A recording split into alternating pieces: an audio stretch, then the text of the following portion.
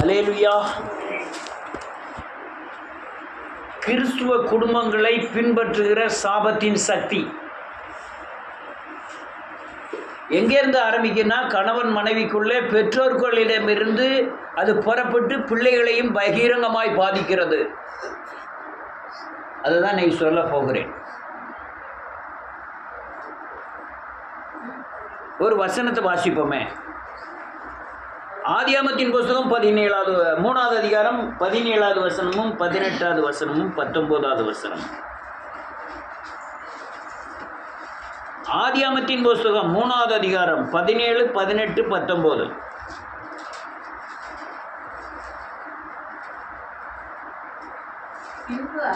பின்பு தேவன் ஆதாமை நோக்கி, நீ மனைவியின் வார்த்தைக்கு செவி கொடுத்து புசிக்க வேண்டாம் என்று நான் புசித்தபடியினாலே சபிக்கப்பட்டிருக்கும்.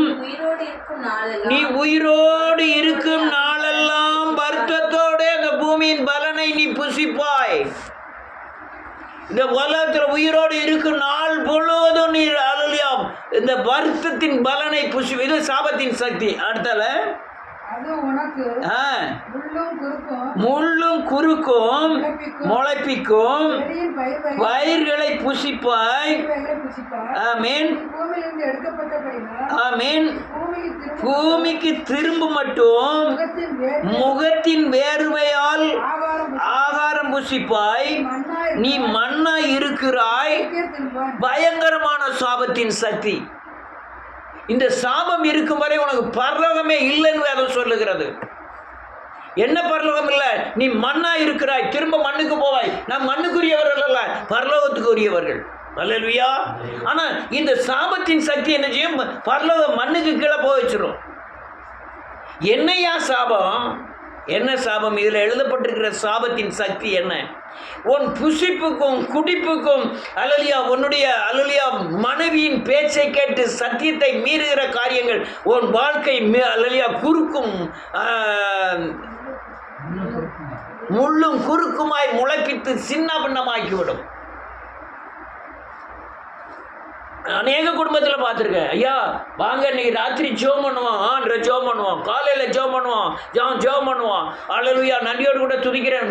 ஆண்டவருக்கு 1000 ரூபாய் காணிக்க கொடுப்போம், அழகாக கொடுப்போம், எல்லாம் ரெடி. ஆனால் பிள்ளைகள் தவறு பண்ணும்போது அந்த பிள்ளைகளை சார்ந்து பிள்ளைகள் வேத வசனத்துக்கு விரோதமாய் நடப்பதற்கு 2 பேரும் ஒத்து போயிடுவாங்க.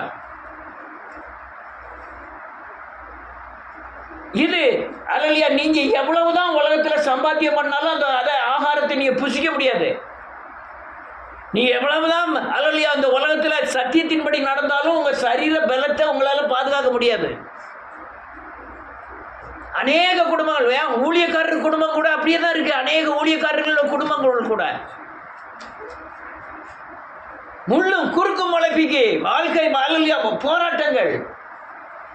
10,000 ரூபா வருது சம்பளம், 15,000 ரூபாய்க்கு செலவு,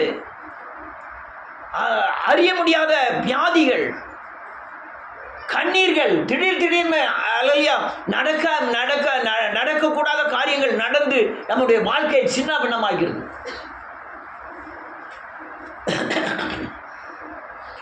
திருப்பி நான் வாசிக்கிறேன். பின்பு தேவன் ஆதாமை நோக்கி, நீ உன் மனைவியின் வார்த்தைக்கு செவி கொடுத்து நான் சொன்ன வார்த்தைக்கு நீ கீழ்ப்படியாமல் நான் எதை ஒதுக்கினேனோ அதை புசித்தபடினால் அல்லேலூயா பூமி உன் நிமித்தம் சபிக்கப்பட்டிருக்கும். சபிக்கப்பட்ட பூமியில வாசிக்கிறாய். நீ உயிரோடு இருக்கும் நாளெல்லாம் இந்த வாழ்க்கையிலே இந்த பூமியிலே வருத்தத்தோட அந்த பலனை புசிப்பாய். சாபத்தின் தன்மை பூமியில இருக்கும் வரை வருத்தத்தோடு. எத்தனை குடும்பத்தை நான் பார்க்கிறேன், நிறைய குடும்பத்தை பார்க்கிறேன்.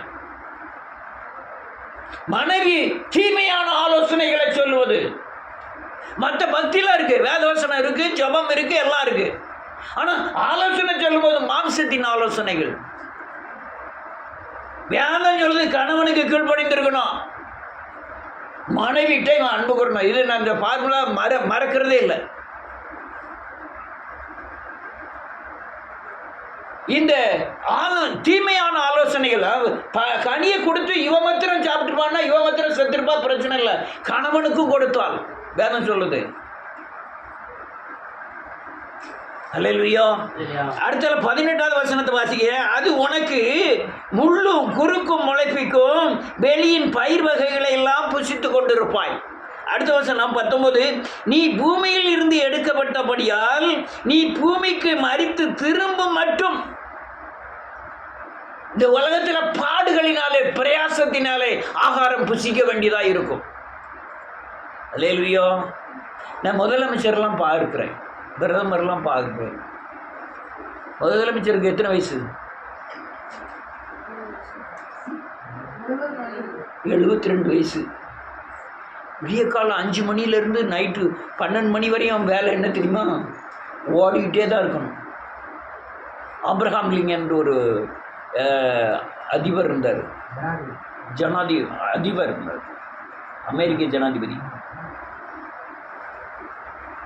ஒரு பெரிய அல்லேலூயா நடிகர் கூட துதிக்கிறேன். இன்னொரு ஆள் பிரசங்கத்தில் சொன்ன காரியம் தான் இப்போ சொல்கிறேன். அவர் ஆப்ரஹாம் லிங்கம்கிட்ட ஒரு பெரிய ஊழியக்காரர். இப்போ ஆப்ரஹாம் லிங்கம்கிட்ட போய் டைம் கேட்குறாரு. நான் உங்களை பேசணும், உங்கள்கிட்ட பேசணும் அப்படின்னு. ஆப்ரஹாம் சொல்லிட்டாரு, எனக்கு 4:30 மணிக்கு தான் எனக்கு டைம். அப்போ தான் நீ 4:30லேருந்து 5 மணிக்குள்ளே என்கிட்ட பேசலாம்.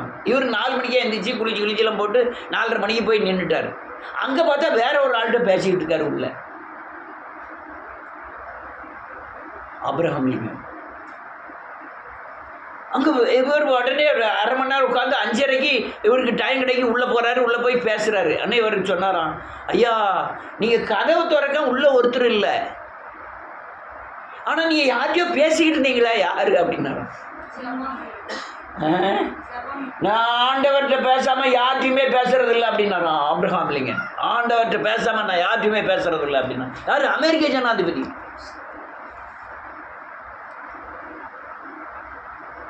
ஏன் முக்காடு போடுறோம்? முக்காடு எதுக்கு போடுறீங்க?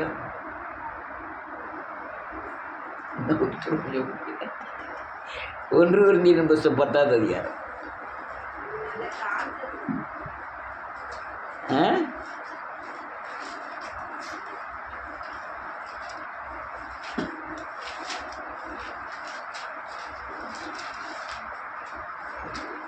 ரெண்டு Corinthians 10வது.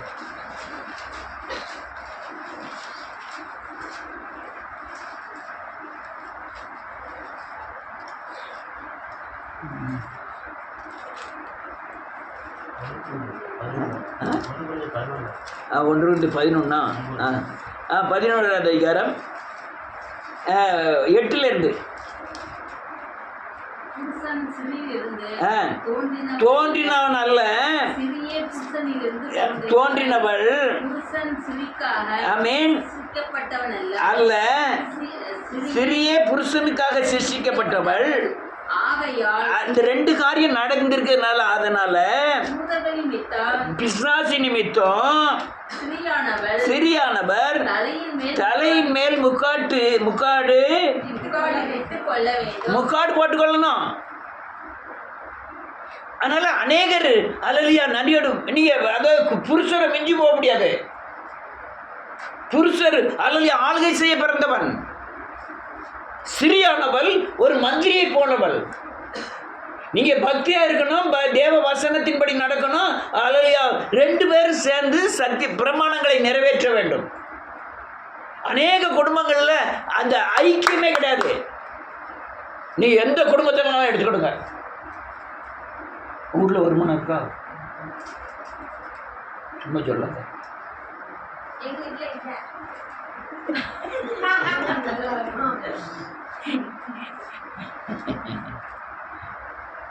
அப்போ நீ என்ன நினைச்சிட்டு சொல்ற? அவன் சரியில்லை அதனால வருமானம் இல்லைன்னு சொல்ல வர.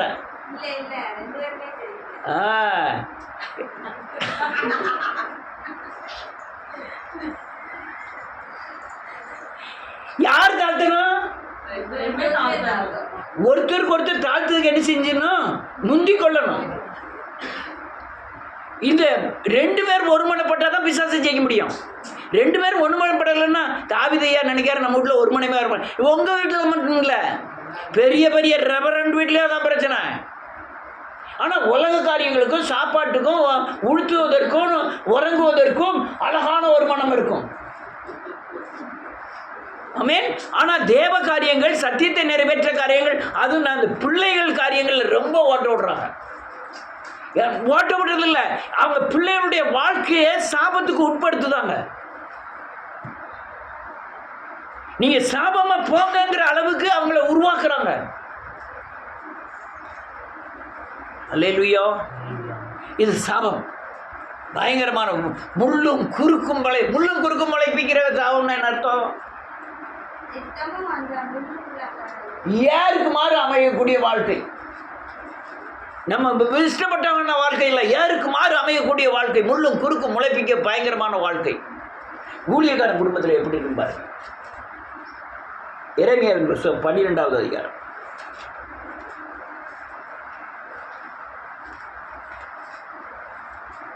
வாசிக்கலாம் 10வதுலேருந்து. வேகமாக வாசிச்சிங்கன்னா கூட ஒரு வாசிங்க.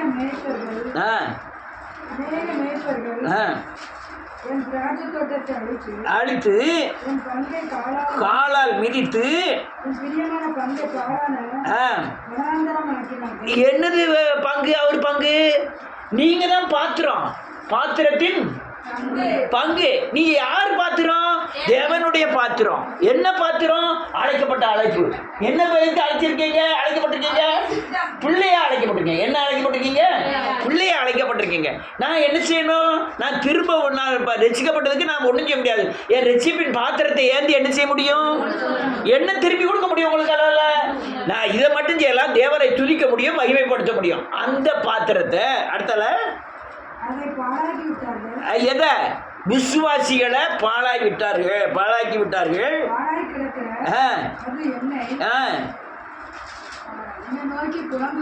யார் புலம்புதா? ஆத்துமா. எந்த ஆத்துமா? ஆத்துமா அவங்கவங்க ஆத்துமா இல்லை, விசுவாசிகளுடைய ஆத்துமா. இதோ எங்க பாஸ்டர் இப்படி இருக்காருன்னு சொல்லி என்ன செய்தாங்கன்னா புலம்புதாங்க. அடுத்தால அந்த சபை கெட்டுச்சுன்னா தேசமும் என்ன செய்யும் தெரியுமா? கெட்டு போவோம். நான் இந்த சபையின் மூலமாய் தேசம் அசைக்கப்படுதுன்னு என் விசுவாசம். என்னால அல்ல, தேவ பிரசன்னத்தினாலே மலைகளும் என்ன செய்யும்? உருகி போவோம். அடுத்தால யாருமே அதை மனசுல வைக்கிறதே இல்லை, அந்த சத்தியத்தை பேசுறதே கிடையாது. ஆமென்.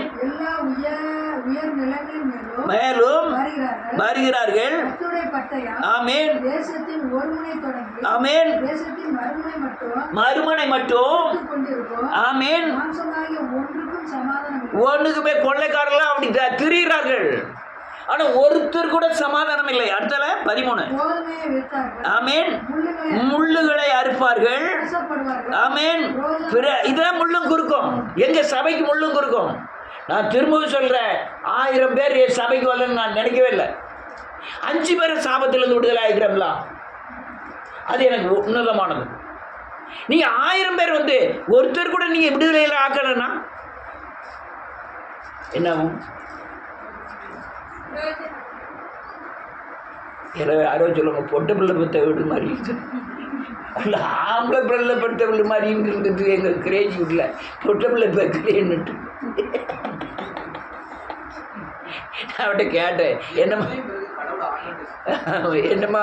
என்னம்மா கவலை முடிஞ்சாச்சு? கவலைலாம் படலை, ஆனால் உள்ள கவலை. ஐயோ நான் பொட்டை பிள்ளை பிறக்கலேன்னு ஒரே கவலை. என்ன பிள்ளைன்னா இருந்தாங்க? யார் கொடுக்கா? யார் வளர்க்கணும்? ஒரு அணுவை கூட்ட முடியுமா? சரி, உள்ள இருக்க வயிற்றுக்குள்ள இருக்க பொட்டை பிள்ளை ஓம் ஜி பூம்பா ஆம்பளை பிள்ளை ஆகும்னா ஆகுமா? ஆகவே ஆகுது. அவரு இந்த பிள்ளை உருவாவதற்கு முன்னே அந்த பிள்ளை மேல என்ன வச்சிருக்கிறாரு? சித்தம் வச்சிருக்கிறாரு. சித்தம் வச்சுதான் அந்த பிள்ளையை பிறக்க வைக்கிறாரு. ஆமென். ஆம்பளை பிள்ளைய பொட்டை பிள்ளைய யார் தர்றா? தேவன் தருகிறார். உங்களால ஒரு முளம் கூட்டவோ முடியாது. அடுத்த நிலை இருக்கு.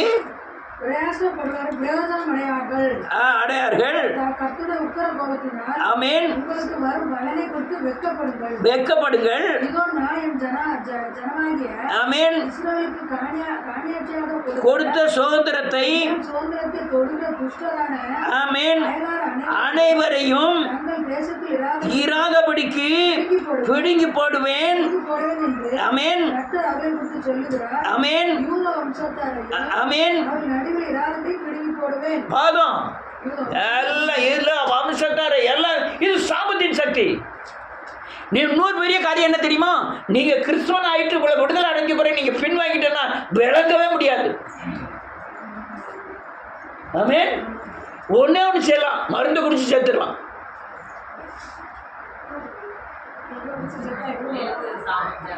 நீங்க வெளியே போனோன்னு என்ன, நீங்க வெளியே போனாலும் அதான் நினைக்க போறீங்க. நீ நரகத்தில் போய் சாகுறது எங்க சாக போறீங்க?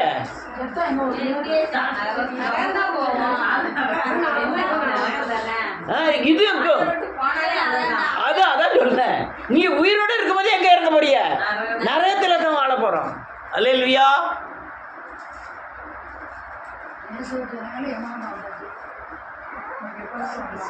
அதனால அநேக வீடுகளில் பார்த்துருக்கேன், புருஷன் நல்லா ஜெபம் பண்ணுவார், இல்லை மனைவி நல்லா ஜெபம் பண்ணுவார், வேதத்தை வாசிப்பாங்க, அல்லது புருஷன் நல்லா ஜெபம் பண்ணுவார், வேதத்தை வாசிப்பார்கள். ஆனால் நடக்கை பூராமே மாம்சத்தில் இருக்கும். மாம்சத்தின் எண்ணங்கள், மாம்சத்தின் யோசனைகள், மாம்சத்தின் நடக்கைகள் எல்லாமே மாம்சத்துக்குள்ளே இருக்கும். ஒருவேளை மனைவி ரசிக்கப்பட்டு மனைவி சத்தியத்தின் பாதையில் நடந்தால் கணவன் அவன் பாட்டில் தெரியும் தெருபுறான். சில நேரத்தில் கணவர் சரியானபடி இது சத்தியம் இல்லைம்மா, இந்த வார்த்தையில சத்தியம் இல்லை, இந்த நடக்கையில சத்தியம் இல்லைன்னா கேட்கறதுக்கு மனைவி ரெடி இல்லை. ஏமா அங்க வா, இன்னைக்கு போய் செல்வராணியில போய் 2 சேலை எடுத்து வருவோம். அதுக்கு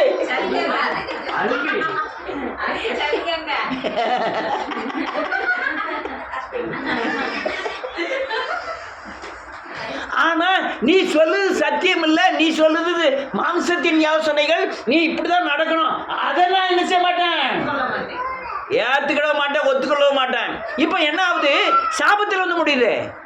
நான் சொல்லல, இந்த ஆதியாகமம் 3வது அதிகாரம் 17வது வசனத்திலிருந்து எழுதியிருக்க காரியம் தான். அல்லேலூயா. சாபத்தை சாதாரணமா நினைக்கிறாங்க, தலைமுறைகளை பார்த்தாக்கும். நாட்களை நினைக்கிறோம், மாசத்தை நினைக்கிறோம், இல்ல அது தலைமுறையை தாக்கும். நீ எதை சொத்து சேர்க்கிறீங்களா இல்லையா பிள்ளைகளுக்கு, அல்லையா தேவ கிருபைகளை சொத்தா சேர்த்து வைக்கணும். அல்லேலூயா. அடுத்த ஒரு மனுஷனை காமிக்க பாரு. ஆதியாகமத்தின் புத்தகம்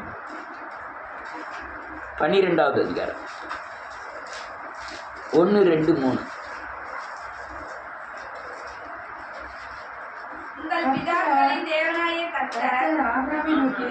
கர்த்தர் ஆபிரகாமை நோக்கி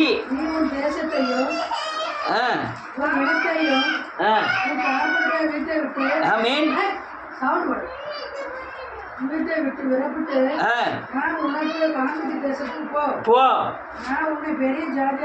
ஜாதியாக்கி ஆசீர்வதித்து பெருமைப்படுத்துவேன்.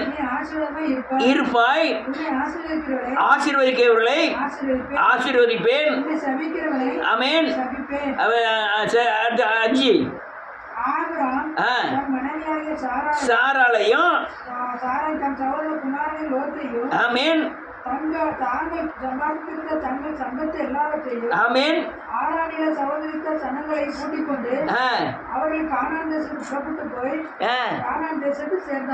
இப்ப உள்ள பொண்டாட்டி சொல்லுங்க பாப்போம். ஆண்டவர் எனக்கு காமிச்சார், எங்க ஆலங்குளத்துக்கு போகணும்னு சொன்னார்.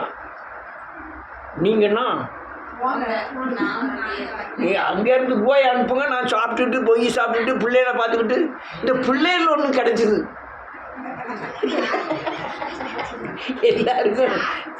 எல்லாருக்கும் ஒரு நொண்டி சாக்கு கிடைச்சிது. பிள்ளைகளை பார்க்கலன்னா நம்ம 10,000 ரூபாய் சம்பளம் தரணும், மகிமா பார்க்கறதுக்கு 20,000 ரூபாய் சம்பளம் தரணும். அல்லேலூயா. நீ இப்ப கேட்கங்க, இப்ப அநேக வீட்டில் அப்படிதான் கேட்காங்க. அல்லேலூயா. நல்ல அதாவது இப்போ மனைவியும் வேலைக்கு போகிறா, கணவரும் வேலைக்கு போகிறாங்க. மனைவியை விட கணவன் குறைய சம்பளம் வாங்குதான். அந்த குறைய சம்பளம் வாங்குறதுக்குன்னு வீட்டில் அவ்வளோதான் மதிப்பு.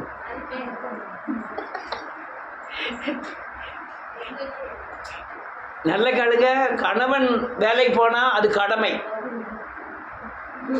பொம்பளையர் வேலைக்கு போனால், மனைவி வேலைக்கு போனால் அது என்ன தெரியுமா? பெருமை. நீங்கள் கணவன் எஸ்ஏ வேலை பார்க்கணும்னு சொன்னாலும் அல்லையா பெரிய பெருமை கிடையாது. என் மனைவி போலீஸ் வேலை பார்க்குறான்னா என்ன ஆகும் தெரியுமா? அது பெருமை. அல்லேலூயா. ஆலோசனை சொல்லணும். இவர் இந்த அவ்வளவு சட்டங்களை தேவன் பேசிட்டார், உன்னை ஆசீர்வதிப்பேன், பெருக பண்ணுவேன். நாளைக்கா? அடுத்த மாசமா? 2 வருஷம் கழிச்சியா? ஆனா இதை சொன்ன உடனே சாரால் என்ன சொல்லிட்டா? ஒண்ணுமே பேசல. வீட்டுக்காரரு கூட புறப்பட்டு அவப்பாட்ட போயிட்டான். நான் இதை விட 100 கொடுமையை பார்த்தேன். யாரு? நோவா. மனைவி பேரை எழுதலை. அந்த நோவா இருந்த தேசமெல்லாம் அல்லையா கொடூரம் நடந்துகிட்டு இருக்கு, விபச்சாரங்கள் நடந்துகிட்டு இருக்கு, வேசித்தனம் நடந்துகிட்டு இருக்கு. ஆனால் நோவா போய் சொல்கிறான் மனைவிட்ட, எனக்கு ஆண்டவர் தரிசனமானார், 300 முழ நீளத்தில் ஒரு பேழையை கட்டணும். 100 வருஷம் கட்டுறாங்க. எத்தனை வருஷம்? ஒரு யானை 10 யானை உட்காரணும், எவ்வளோ பெரிய பேழையாக இருக்கணும்? அந்த யானை அது எவ்வளோ பெரிய மரமாக இருக்கணும்? இந்த 8 பேர் தான் கட்டுறாங்க. 100 பெரிய காரியம் தெரியுமா? மருமகளையும் அவ அந்த தரிசனத்துக்குள்ள நடத்துதா. யாரு? நோவா மனைவி. இவன் நோவா விட்ட கேட்டது, நோவா கண்ட தரிசனத்துக்கு ஒத்து போனது மட்டுமல்ல, ஆம்பளைக்கும் மருமகளுக்கும் சம்மந்தம் கிடையாது. 100 வருஷமா? 100 வருஷமா சுவிசேஷமும் சொல்லலாம், 100 வருஷமா கட்டுறோம். 100 வருஷம் 100 வருஷமா கட்டுறான். சுவிசேஷமும் சொல்லுவான். எங்கே போய் சுவிசேஷம் சொல்லுவான்? அக்கிரம சிந்தை உள்ளவங்கள்ட்ட போய் சுவிசேஷம் சொல்லுவான். ஒருத்தனாவது கேட்டானா? ரைட்டு. இந்த மருமகளை யார் நடத்துறா? மாமியார். மாமியார் இந்த 8 பேர் தான் அவங்களால ஆயத்தம் பண்ண முடியாது தவிர யாரும். அப்போ காரணம் என்ன? தரிசனத்தை நோவா காங்குறான், மனைவிட்ட சொல்கிறான், மனைவி பிள்ளைகள்கிட்ட என்ன செய்தா? நடைமுறைப்படுத்துதா. மருமகளையும் தான் மக மாதிரி நினைச்சு நடத்துகிறான். அல்லேலூயா. அந்த குடும்பம் ஆசிரியர் இன்னைக்கு வரை நோவா பற்றி பேசிக்கிட்டு இருக்கோம். நீதிமானாகிய நோவா தேவனோடு சஞ்சரித்தான், பேழையை கட்டினான். எத்தனை பேர் பிரசங்கம் பண்ணியிருப்பாங்க? ஒரு கணக்கு சொல்லுங்களேன். ஒரு 1000. சொல்ல முடியாத அளவுக்கு நோவாவை பற்றி உலகம் பூரா பேசிக்கிட்டு இருக்கு. காரணம் என்ன தெரியுமா? மனைவி சாராளுடைய அல்லையா ஆபிரகாம் தரிசனத்தை சாரால் ஏற்றுக்கொண்டபடினாலே சாராளை குறித்து இதுவரையும் பேசப்படுகிறது. இன்னொரு பொம்பளையை காமிக்க, எப்படிப்பட்ட பொம்பளைன்னு பாருங்க. 1 ராஜாக்களின் புஸ்தகம் 21வது அதிகாரம் 7வது வசனம். நல்ல மனுஷன், நல்ல மனுஷி ஒரு பொம்பளை. 1 ராஜாக்கள் 21வது அதிகாரம் 7வது வசனத்தில் 21 இல்லையா?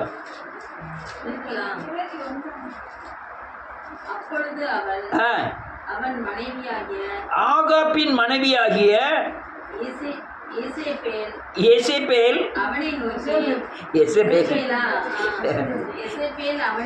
நோக்கி, ஆமென், ராஜ்யபாரம் பண்ணுகிறவர் அல்லவா, நீர் எழுந்து போஜனம் பண்ணி ஆமென் மகிழ்ச்சியா இரும். ஆமென். எஸ்ரேலனாகிய நாபோத்தின் திராட்சை தோட்டத்தை நான் உமக்கு கொடுப்பேன் என்று சொன்னான். ஆமென். இப்போ என்ன ஆயிட்டு தெரியுமா? பெரிய ராஜா வீட்டுக்கு முன்னால ஒரு தோட்டம் கிடக்கு. யார் தோட்டம் அது? நாபோத்தோட தோட்டம். இவனுக்கு அந்த தோட்டத்து மேலே அவங்க அந்த ஆசை வந்துட்டு அப்படியே பக்கத்து வீட்டுக்காரன் வீட்டையும் வளைச்சி போடலாம்னு நினைக்கான். யார்? ராஜா. இவன் சாதாரண ஆள். அவன்கிட்ட போய் சொல்லலாம், அந்த பக்கத்தில் கிடக்க தோட்டத்தை தா, எனக்கு ஒரு ராசின்னு சொன்னால் நான் வேற ஒரு தோட்டத்தை தரேன், வேற பணம் தரேன். அவன் என்ன சொல்லலாம், எப்போ அங்கே வாங்க, அந்த தோட்டம் எனக்குள்ளதுன்னு கூட இல்லை, எங்கள் தாத்தா வச்சுருந்தாரு, எங்கள் அப்பா வச்சுருந்தாரு, அது கூட நானும் வச்சுக்கிட்டு இருக்கேன். நீ எதனாலும் கேளு, இந்த தோட்டத்தை மாத்திரம் என்ன செய்ய மாட்டேன், தரமாட்டேன். ஒரு வீட்டுக்கு போனோம்னா அவர் வீட்டில் இந்த வாட்சி என்ன இப்படி பழசாக கிடக்குன்னு அப்படி சொல்லாதீங்கங்க. எங்கள் தாத்தா கட்டின வாட்சி, எங்கள் தாத்தாவோட நினைவாக அந்த வாட்சை யார் வீட்டில் பார்த்தேன்னா சைக்கிள் நம்ம வாத்தியா சார் வீட்டில் ஒரு சைக்கிள், அந்த சைக்கிள் கிடக்கு. நாங்கள் மேக்க இருந்தோம்ல அந்த சார், அவர்கிட்ட என்னையா டீச்சர் வீட்டில் என்ன சைக்கிள் கிடக்கு, இந்த சைக்கிளை வித்தரலாம். நான் முதல் வச்சிருந்த சைக்கிளை விற்கவே கூடாது, எங்களுக்கு வச்சிருக்கேன் அப்படின்னா அது இன்னும் வச்சுருக்காரு. அப்போ தொடச்சி கிடைச்சாது வைக்கலாமா, இல்லை கடையில் போடலாம், என்ன மாதிரி பண்ணால் இடத்த அடிச்சுட்டு இல்லை, அது முத வாங்கினது ஞாபகார்த்தமாக வச்சுருக்கேன்.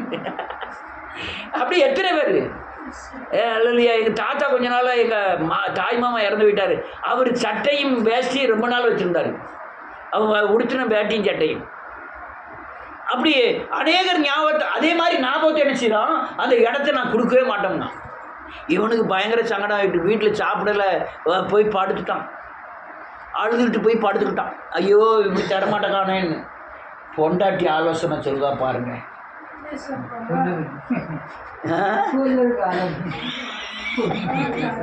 சூப்பர் ஆலோசனை சொல்லுதா, ஆண்டவருக்கு ஏற்ற ஆலோசனை. அடுத்தல 8வது வசனம்.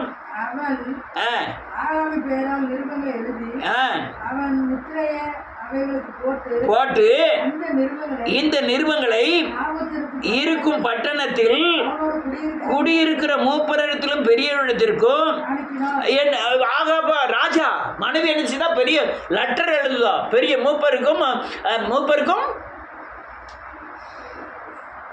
பெரியோருக்கு என்ன எழுதுதா, என்ன செய்யறா, ஆகாப் லெட்டர் பேடில் எழுதி ஆகாப் கையெழுத்தை போட்டு அனுப்புதா. என்ன எழுதியிருக்குன்னு பாருங்க. என்னவென்றால் ஆமென் நிறுத்தி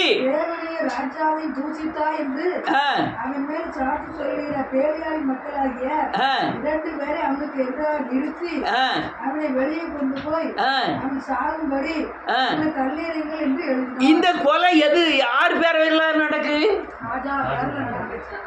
ஆண்டவர் பேர்ல நடக்கு. ஆண்டவருக்கு என்ன இருப்போம், உபவாசம் போடுவோம், உபவாசம் எடுத்து கொலை பண்ணலாம். என்ன ஆலோசனை பாருங்க, பயங்கரான பிரில்லியண்டான மைண்ட். இதுக்கெல்லாம் பிரில்லியண்ட் புண்ணாக்கும் தேவையில்லை. அல்லேலூயா.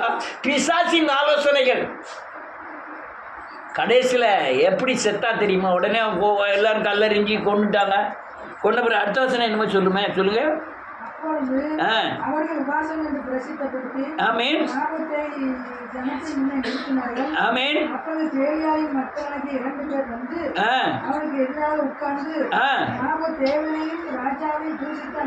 என்று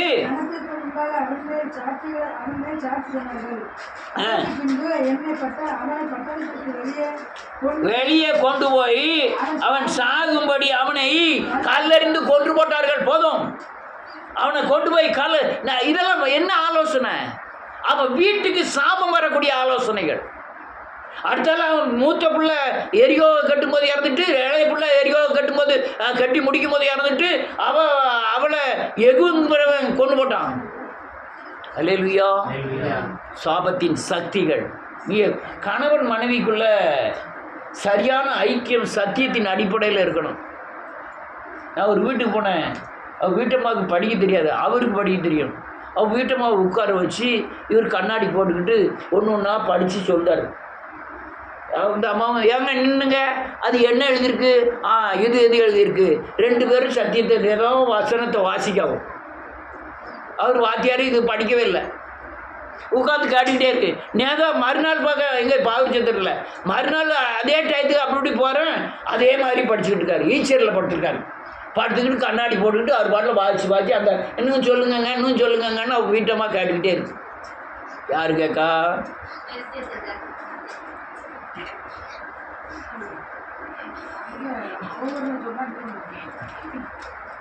அல்லேலூயா. ஆலோசனை எப்படி இருக்கே, இதே சாரால் ஒரு ஆலோசனை சொல்லுதா. என்ன ஆலோசனை சொல்லுதா, சனியனை உள்ள சேர்த்துக்கோ. எந்த சனியனை? நீயா இப்படி வாழுத, அவனை சேர்த்துக்கான்னு சொல்றான். அந்த மாதிரி என்ன பிரச்சனை? பயங்கரமான பிரச்சனை. அதே சாரால் தேவன்கிட்ட போய் அல்லேலூயா ஜெபம் பண்ணி ஆலோசனையை பெற்று அதை ஆபிரகாம்கிட்ட சொல்லலாம், இவளையும் அடிமை பண்ணி அவன் பிள்ளையும் என்ன செஞ்சிரு சொல்லிரு புறம்பே தரல. அவன் அது அவனுக்கு ஆபிரகாம் எப்படி இருந்தது தெரியுமா? வேதனையா இருந்தது. ஆனா ஆண்டவர் பேசுறாரு, யார்கிட்ட? ஆபிரகாம்கிட்ட பேசுறாரு. அவர் சொன்னது சரிதான், அவர் சொன்ன வார்த்தை இல்லை, அது யார் வார்த்தை?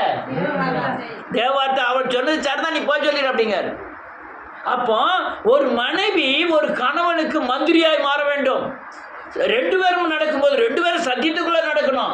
எது சத்தியம் தான் நம்ம எல்லா காரியங்களுக்கும் வகை இருக்க வேண்டும். வசனத்தில் இப்படி எழுதிருக்குன்னு சுட்டி காமிக்கணும். ஏங்க நீங்க வசனம் இப்படி இருக்கு, இதுல ஏங்க இதுக்கு அப்புறம் நீங்க என்ன செய்யாதீங்க, நடக்காதீங்கன்னு சொல்லணும். ஏமா வசனத்துல இப்படி இருக்கு, நீ நடக்காதுன்னு அவரு என்ன செய்யணும், சொல்லணும். ரெண்டு பேர் சேர்ந்து யாருக்கு கீழ்படியணும்? அதெல்லாம் சர்ச்சில் வச்சுக்கோ. இங்க வசனமாவது ஒன்னாவது. அப்ப முதுகுல எண்ணெயை போட்டு ரெடியா இருங்கன்னு அர்த்தம்.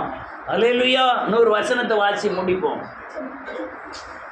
ஆம்பளையோட ஆலோசனைகள் வாசிக்கலாம். ஆத்திரமத்தின் புஸ்தகம் 32வது அதிகாரம் 1 2 3 4 5 முடிச்சிட்டேன். நேரம் ரொம்ப எடுத்துடக்கூடாது, கொஞ்சம் சீக்கிரமாக முடிக்கணும். 32வது அதிகாரம் 1 2 3 4 5.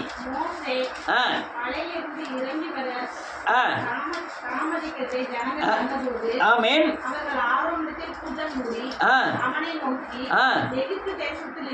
ஆமென். அறியோம்.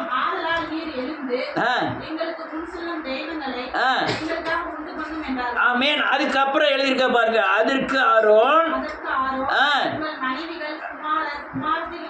ஆமென் கலற்றி. இப்ப யார் சொல்றா? என்ன ஆலோசனை சொல்றான்? இன்னொரு தெய்வத்தை, தேவனுக்கு ஈட. ஆரோன் எப்படி ஆள் தெரியுமா? ஆரோன் மூலமா தான் அநேக அற்புதங்கள் செய்யப்பட்டது. எங்க? எகிப்துல. அது தவளை பிறப்பிக்கிறதா இருக்கட்டும், பேன் வர்றதா இருக்கட்டும், அதனுடைய தண்ணீர் ரத்தமாய் மாறுவதா இருக்கட்டும், யாரால நடப்பிக்கப்பட்டது தெரியுமா? அந்த ஆரோன் தான் சொல்லலாம் ஆலோசனை. என்ன ஆலோசனை சொல்லலாம்?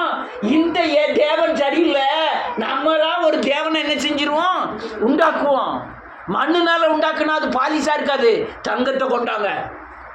அடுத்த என்ன எழுதிருக்கு? எல்லாரும் ஆமென் கொண்டு வந்தார்கள். ஆமென் வாங்கி ஆமென் வார்ப்பித்தான். அவர்கள்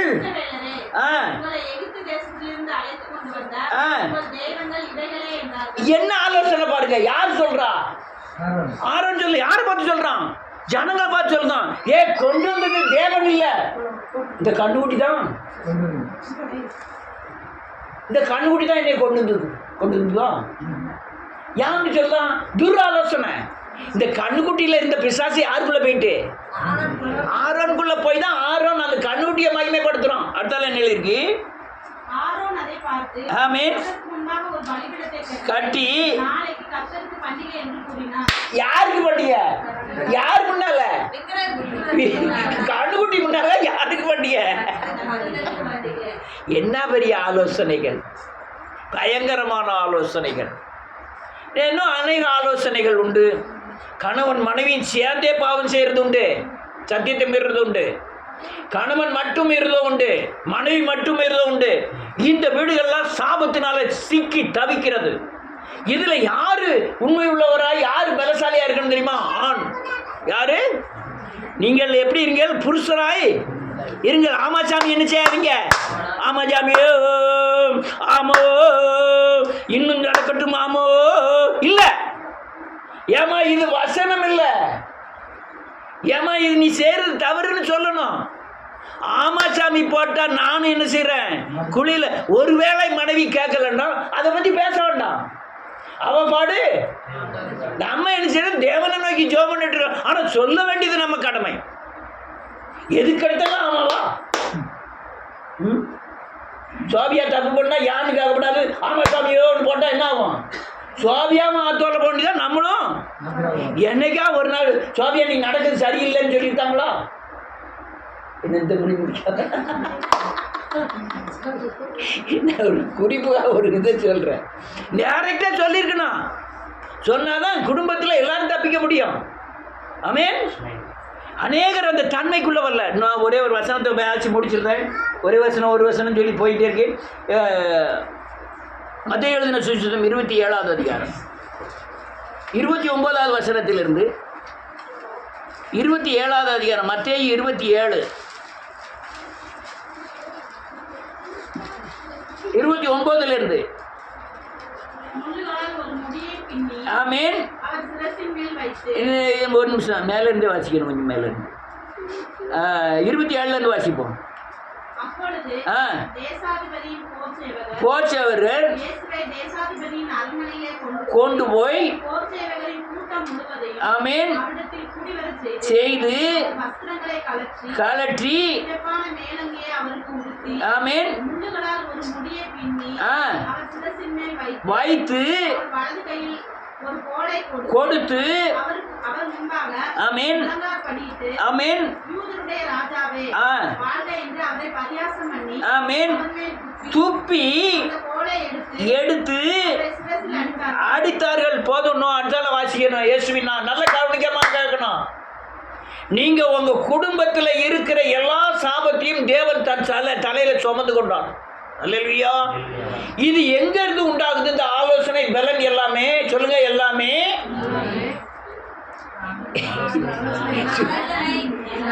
ஆத்துமாவில் இருந்து உண்டாகிறது. எங்க இருந்து உண்டாகிறது? இந்த ஆத்துமாவை சீர்படுத்தும்படியாய், ஆத்துமாவை பரிசுத்தமாக்கும்படியாய் முள்முடி சூட்டப்பட்டார் ஆண்டவர். எதுக்காக முள்முடி சூட்டப்பட்டது? ஆத்துமாவை சீர்படுத்தி உன் முள்ளும் குறுக்குமான வாழ்க்கையை என்ன செய்யணும்? சரி பண்ணணும். உங்க வீட்டில் ஒரு சத்தியத்தை கேட்கலன்னா எது வேலை செய்யணும்? கையா? கை வேலை செஞ்சுனா என்ன ஆகும்? சாமுவேல் என்னைக்கா கை வேலை செஞ்சிருக்கா? கால் வேலை செஞ்சிருக்கா?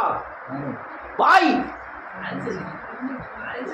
அடிக்கடியில் ஒன்று சாம்பலே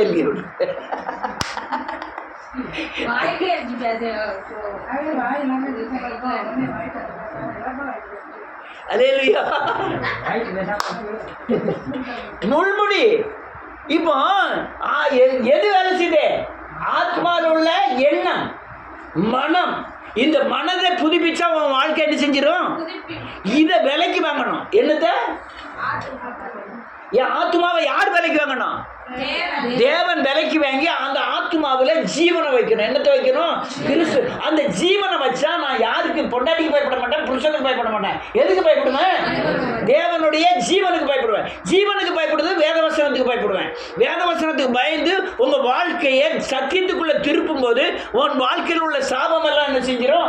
நீங்கிடும். அதற்காக எனக்காக சொல்லுங்க, என் வாழ்க்கையை சின்னவாண்டமாக்கக்கூடிய ஆத்துமாவின் எண்ணங்களை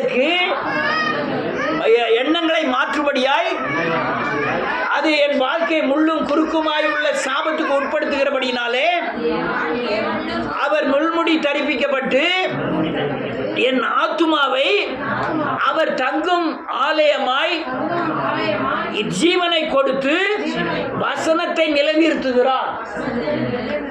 நிறுத்தினாதான் உங்க சாபம் என்ன செய்யும்? ஆசீர்வாதமாய் மாறும். எத்தனை பேர் அல்லேலூயா மனைவியின் சொல்லை கேட்டு சீரழிஞ்சவங்க? எத்தனை பேர் கணவருடைய மீறுதலுக்கு உட்பட்டு சீரழிஞ்சவங்க? எத்தனை பேர் வழி தெரியாம மாட்டினவங்களும்? எத்தனை பேர் வீட்டில் பிரச்சனை வந்துட்டியா? மௌனமா போறது நல்லது. நோம் பாடு, ஆண்டவர் பாடு. ஆனா வழிமுறைகளை விட்டு நீங்க தவறப்படாது. நான் என்ன சொன்னேன்? தலையாட்டினே அதான் கேட்க.